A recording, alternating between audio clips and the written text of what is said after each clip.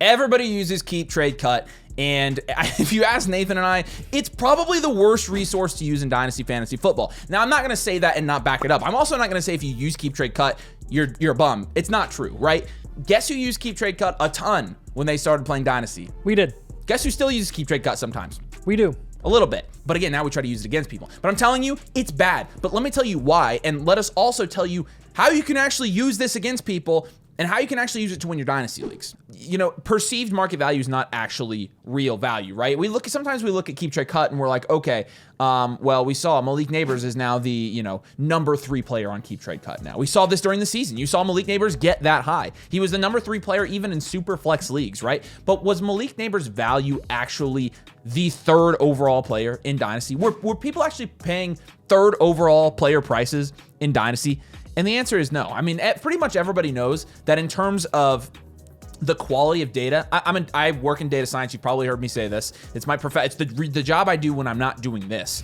And any data scientist would tell you that you would rather have this much really good data versus this much sucky, noisy, incomplete data. The data that KeepTradeCut is gathering for a number of reasons, but the data that's being gathered for crowdsourcing and market rankings, things like that, it's not good data at all. For a number of reasons. Number one, I mean, I don't know last time when I went to that website, I answered one of those things. But it compiles data points ranging from 8-team home leagues, 14-team professional leagues, 12-team domain leagues, right? And so you have 6-team leagues we've done, IDP leagues we've done. You have leagues, I mean, I can't tell you. We fit everybody's blueprint to their specific league. And rarely do we see a league exactly the same. We'll go through 30 blueprints on a live stream and not see one league be exactly the same. Yeah. So when you're actually thinking about what the market value of specific players are, you have to also consider that it's going to be specific to your league and your league settings. KeepTradeCut is not taking them into account, but it's taking all of these different data points and it's putting them all kind of on a level playing ground. It doesn't work. It doesn't work. Jaden Daniels' value in an 8-team is not his value in a 32-team. It's not. It's completely different. Think about it. It's a fundamentally incorrect process. The point being, as we get into how you should use this, we should be less worried about market values. We should be more worried about specific league valuation. Yeah, and I mean, this kind of gets us to the point of what is really the difference between market value versus league value, and how does that impact the way that we play Dynasty on a daily basis? Because again, if you guys are watching this video, chances are you're probably very active and you are very consistently playing Dynasty and in tune with the market all off season, because we play Dynasty because we can't get enough of football. Market value should not be viewed as gospel. It should not be viewed as the end-all, be-all when it comes to the actions that you're making on a daily basis, the trade offers that you are negotiating with your league mates. That is league value specifically. Market value is a starting point or a 30,000-foot view. That's it. That's all you use market value for. It's just gauging the value of a player, a pick, or a general position given the certain league settings that you might be playing in your league. League value is a lot more specific and actionable, right? Because like Avery already said, the way that you're going to look at how AJ Brown is valued in a domain league versus how AJ Brown is going to be valued in a 10-team 1 QB home league is completely different, and it totally impacts and changes the way that you view that player and how you negotiate for that player to acquire them or to ship them off. Okay, the values can be completely different. I mean, Bucky Irving's a huge example of this. Again, this is the reason that we ended up turning this into a strategy video and not just a list of players on the Dynasty market is lying to you, because the way that Bucky Irving specifically is valued in domain leagues, 4 of them that we've done so far, is very much different than probably a lot of leagues that you're playing in right now, because chances are you're probably not in 5 domain leagues, right? Chances are you're probably playing in multiple home leagues where Bucky Irving is going in the 3rd round of Dynasty startups. That's not the case in Dynasty domain leagues. He's going a lot further. He's going in the 5th round, and that's a way better price where we're actually willing to bite on that price. Mm-hmm. But again, your league is not everyone else's league. The Dynasty domain leagues, while it's a significant chunk of Dynasty leagues at the moment, is not everyone else's leagues. So make sure you're treating league value as really the end all be all for how you're practically negotiating and implementing trade offers with your league mates. Because if you're using market value, I see this all the time. People get insulted, not all the time, but a lot of people and league mates, depending on what league you're in, are going to be super insulted when you send them a keep, trade, cut fair offer, which honestly, I don't blame them because again, keep, trade, cut is garbage. But that is technically for a lot of people perceived market value. Why do they hate that trade so much? Because it's not the way the league actually values that player or that specific trade. You need to make sure that you're adjusting to the real value in your league, because again, the only value that matters to you is the value that can get trades done in your specific league. That's the only value that matters. You can say, well, the market believes, the market says, the market thinks that Bucky Irving should be valued this way. Well, I don't value him. The league doesn't value him this way. Then it's completely irrelevant. It doesn't matter. Right? So make sure that you're not just being super stubborn when you're negotiating trades and trying to shove your league mates' valuation of players into your own perceived market value box. Make sure you're adjusting to how they value players, how they value picks, and then you can exploit that to your own advantage so that you can get small value wins in a way that market value, keep, trade, cut isn't going to tell you. Yeah, and Bucky Irving is a perfect example of this, because a lot of people, and people who can't see past the surface level buy, sell, hold, keep, trade, cut analysis, those people who can't see past that will look at our evaluation of Bucky Irving and say, well, you guys just said Bucky Irving was a huge sell. He was the cover of your sells video. You said to sell him. You said you didn't like his price. You said his price was too rich, but then he got selected in your startup draft and you said you loved the pick and it was a great pick. So you're just flip-flopping and you're just contradicting yourself, and all the fantasy creators do this and blah, blah. I mean, we get these comments all the time. And fine, think that way. But for those of you who, think past that, what you're realizing is that every asset, every player has a price. We're not making takes based on Bucky Irving's talent level, based on his ability, based on his even really statistics from last year, because his statistics were good for a rookie. Yeah. We're not making a take on that. The take on his price was the upside relative to the other players around him. And so when he's going, again, we talk about this all the time, but still, I don't know how else to tell people. When Bucky Irving's going around a Jackson Smith and Jigba, an AJ Brown, and Marvin Harrison, I'm taking those guys over Bucky. But when you've got Bucky going down between Devonta Smith, Zay Flowers, George Pickens, those guys, I'll take my shot on Bucky Irving. It's where it's all about the price. Bucky himself, I don't feel a certain way towards Bucky to the point where I'm like, I love him or I hate him. It's either I like his price or I'm not in on his price. And so again, look past that. It's a good example. Just because a player is a buy by our terms does not mean they're going to be a buy in your league, right? You doesn't mean you overpay to acquire them in a trade. The whole point of a buy is to get a market value win. If you overpay, an overpay by market standards means you're taking a value loss. A player being a buy doesn't mean that you select them around higher in startups. It doesn't mean okay, because then again you're erasing the market value gain that you would get if you selected him around later and then he were to go up in value. And the same thing applies with sells, right? You don't take less than what a player's actually worth in trades. If we say Bucky Irving's a sell and he's going market value in third round, we're not telling you to sell him for a fifth. You also don't let him fall. Again, that's why the Bucky picks, even though we were like, hey, Bucky Irving's not our favorite price right now, he ended up being a good pick because every single person in Dynasty Fantasy Football, outside of Nathan and I for the most part, is taking Bucky 2 rounds higher than what he went. And so you don't overcorrect. Again, this is basically what it all boils down to, is know your league and know your league mates. It's super duper helpful when you, as Dynasty players, will tell us, hey, my league, I've been trying to move Mahomes. My league overvalues quarterbacks, or my league doesn't value quarterbacks. This league is crazy on running backs. When you tell us, when we go to do your team reviews, the tendencies of your league mates and tell us how your specific league values certain positions or players, or they're all Eagles fans. Perfect. Because a lot of time, our strategy, Dynasty is more psychological than people think it is. Dynasty is more psychological than sometimes we even give credit for. A lot of trading and negotiating and using your league mates' weaknesses against them is psychological warfare. And I'm a psycho, so I like doing stuff like that. But again, you don't underestimate the power of using your league mates' weaknesses against. We'll get blueprints all the time, like, oh, I can't trade Drake May, I'm a Patriots fan. I'm like, do you want to win or do you want to be a Patriots fan? And some people want to have fun and they want to just have their Patriots. Sure, that's totally fine. We're still going to tell you what it takes to win. And so again, when you give us that stuff on your team blueprint, it really helps. You get one free with the annual Motherflocker tier at flockfantasy.com/domain. I've got the link in the pinned comment, link in the description. You also get the trade calculator, the rookie rankings, you get the rookie draft guide, everything, including infinite blueprint on your blueprint, which is an update every month. Again, get the free one with the annual Motherflocker tier. Follow that link.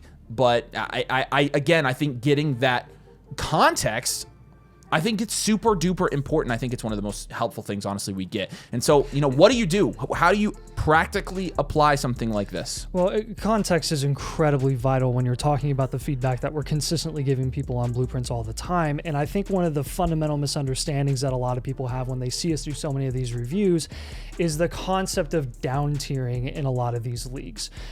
We are probably criticized more often than anything else in the Dynasty community for recommending that rebuilds and reloads, and sometimes even competitive teams that don't have a ton of depth, down tier from some of their most valuable assets. I think that is probably, would you agree? That's probably what we're criticized for. It is, and we're not. It's not like what we're not saying here is, hey, don't criticize us. We deserve criticism. Yeah. We are wrong a lot. I still don't understand. We're going to be wrong. If we were right about every take, we'd win every Dynasty league, and so would you. Right. It's impossible. Right, but I think that's the most important thing to understand about our type of down tiering versus what for years and years and years before, a few years ago, what down tiers were viewed as, and that was, let me trade player X for who's putting up 18 points per game for players Y and Z who are putting up 11 points per game and have a ceiling of maybe 12, 13 points per game. That is not what we're advocating for whatsoever. We only ask that certain teams in certain situations in certain leagues with certain depth requirements down tier for the right price. We have seen so many down tiers that make us sick. Like, so many down tiers were like, oh my gosh, you did not get enough in return for down tiering from Josh Allen, for down tiering from CeeDee Lamb, for down tiering from Justin Jefferson. It has got to be for the right price. Cornerstones are cornerstones for a reason. Okay? This is the best thing about cornerstones. They are the most productive and the most insulated players at their respective positions. They are the most valuable assets in Dynasty. Notice what I said there. The most. You know what most means? It means they're at the top. Most also means that they can't be valued any higher than they currently are being valued in Dynasty Fantasy Football. There is a value cap. There is a value ceiling. It's not infinite, okay? There's a point where there's a lot of there's diminishing returns when you invest in a first-round Dynasty asset. You get a lot of insulation because they're probably going to stay there. But when you're a rebuild or you're a reload, there's not a chance that they're going to increase in value because they're already at the top. So we've seen plenty of teams down tier from their top assets for way too little return, and we absolutely, I want to reinforce, we do not support that. When I'm looking for a Josh Allen down tier, don't say this doesn't happen. We have done literally thousands of team reviews, thousands of blueprints. When we are looking for a Josh Allen down tier, we're looking for a Justin Herbert Puka Nacua return. That's obviously the high end of a type of return that you're going to get, but we're looking for that type of return. I'm talking about extremes here.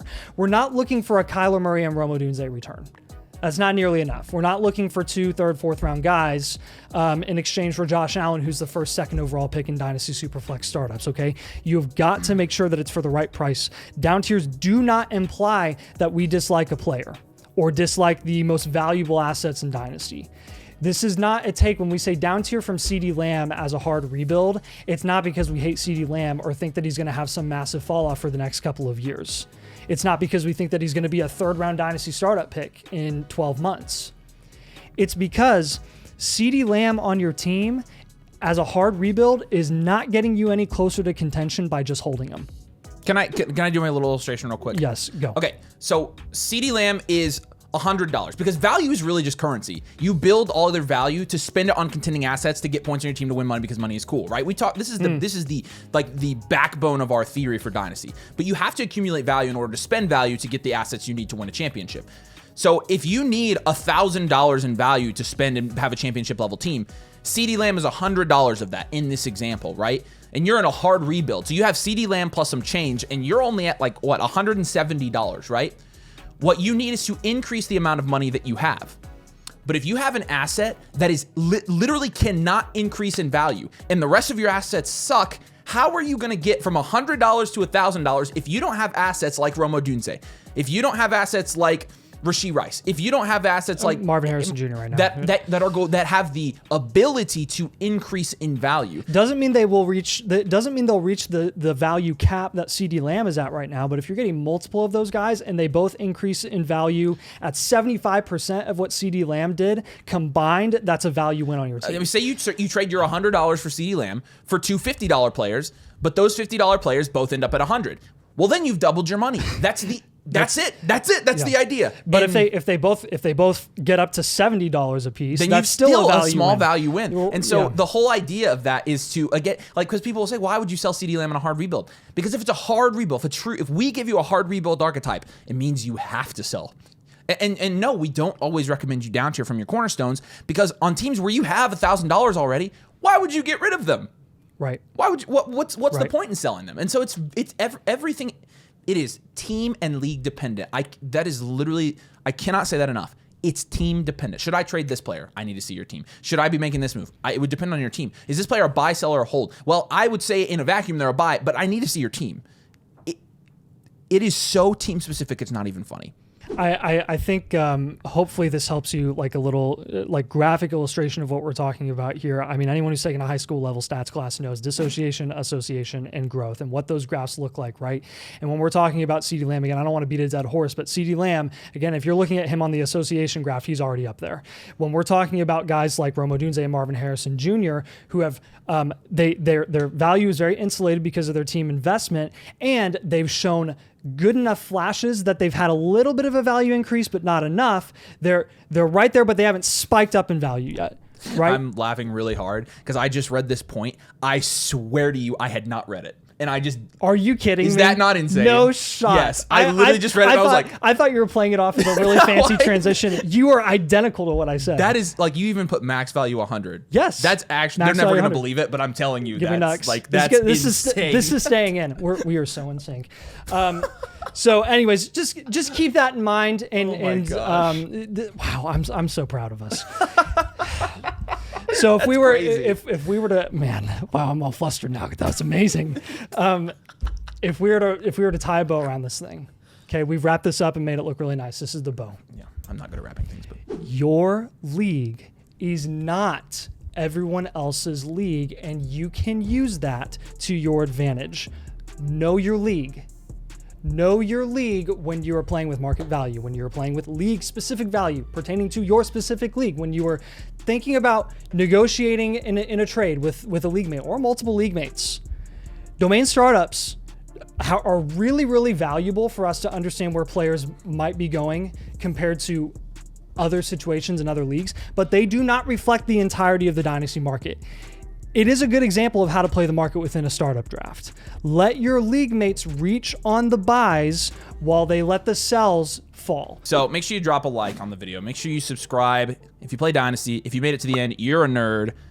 Let us know in the comments that you're a nerd if you made it to the end, honestly, because this is pretty impressive. And then I have the link pinned to get a blueprint, flockfantasy.com. Annual Motherflocker gets you a free one. You can join. So we'd love to have you over there. Nathan and I, we love doing this so much. So we do appreciate you guys. Thanks so much for watching. We'll catch you later.